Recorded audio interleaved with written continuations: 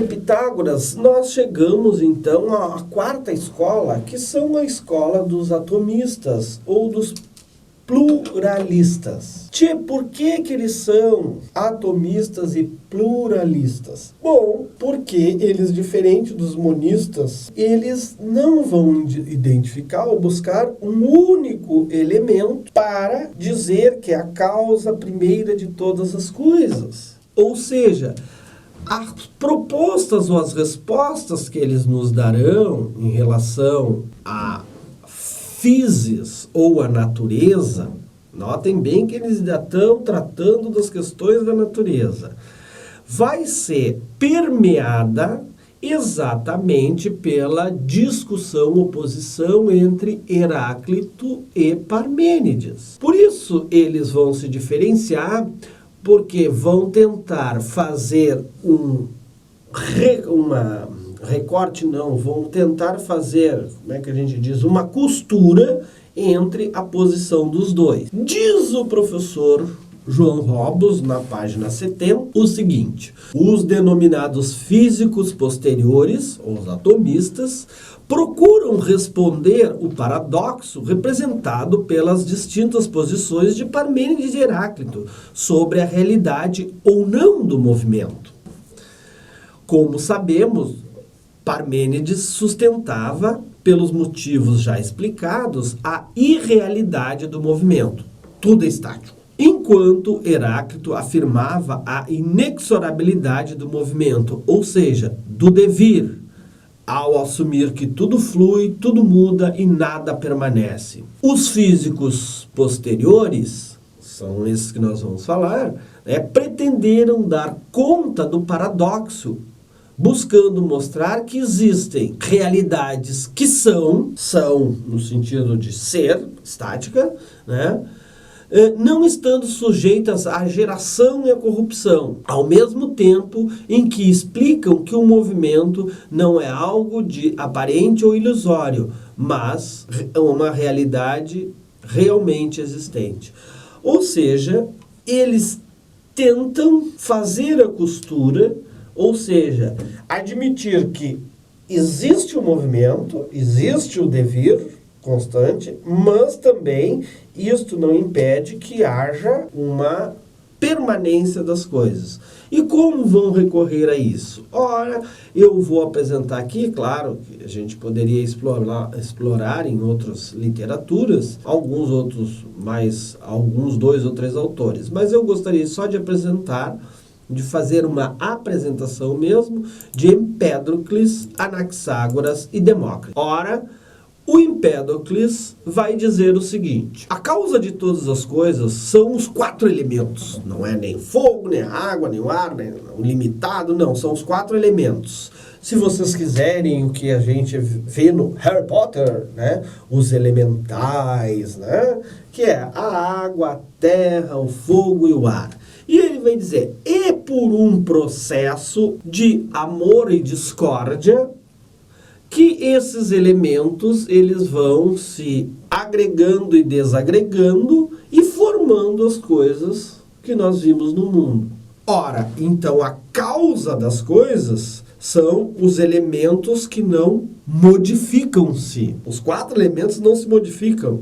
O que se modifica? Modifica a composição deles, que se agregam e se desagregam. E o que ordena isso? Não é um logos, não é um logos que nem o Heráclito. Notem bem, há sempre uma ordenação nas coisas. O que ordena, dá ordenamento para isso, dá harmonia. Cara, por que esses caras pensam na harmonia?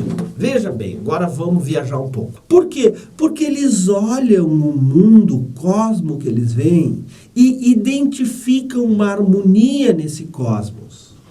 Há um processo regular e essa harmonia, esse ordenamento, ele é dado por alguma coisa. Então é a busca dessa alguma coisa que ordena o mundo.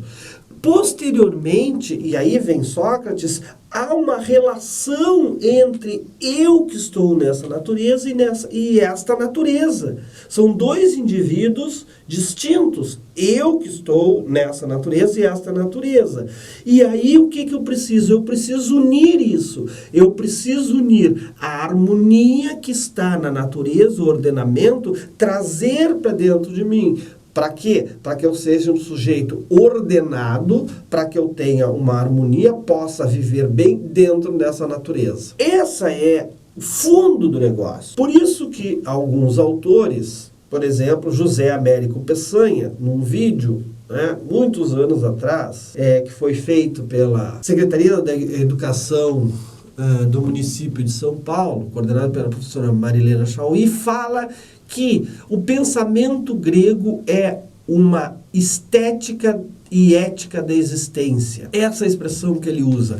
Por quê? Porque eu tenho uma estética no universo, no cosmos, que tem uma racionalidade, um ordenamento, e que o meu comportamento ético, ou seja, como eu me comporto dentro da natureza em relação a ela, em relação aos outros, ele tem que estar, digamos, no mesmo nível, adequado, tem que estar harmônico com essa natureza. Muito interessante isso. Agora, voltando um pouco, o Empédocles vai dizer que é exatamente pelo amor e a discórdia que vai dar esse ordenamento. Ora, Anaxágoras vai trazer uma noção extremamente cara para a filosofia, que posteriormente vocês vão ver os desdobramentos, que é o nous, ou a inteligência. Ela é o que dá o ordenamento ao mundo. E a causa primeira de todas as coisas são o que ele vai chamar de homeomerias. E por fim, e depois talvez eu volte, ou deixe para vocês na leitura qual é a definição, o que ele quer dizer com homeomerias, ou as sementes.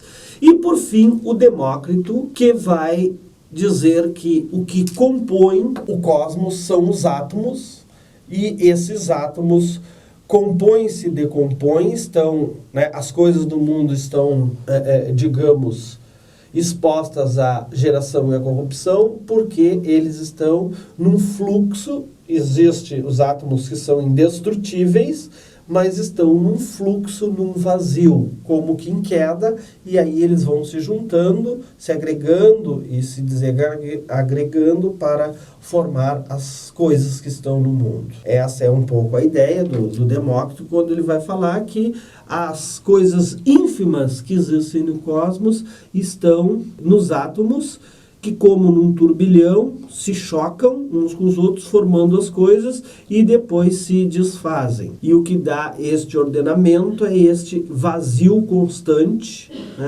no qual eles estão em choque, enfim, como que em queda permanente. Bueno, esse aspecto dos pré-socráticos, e aqui eu estou, de fato, encaminhando, num panorama geral. É claro que se nós pudéssemos fazer um seminário mais aprofundado somente sobre os pré-socráticos e sobre cada um deles, nós teríamos, assim, muito material.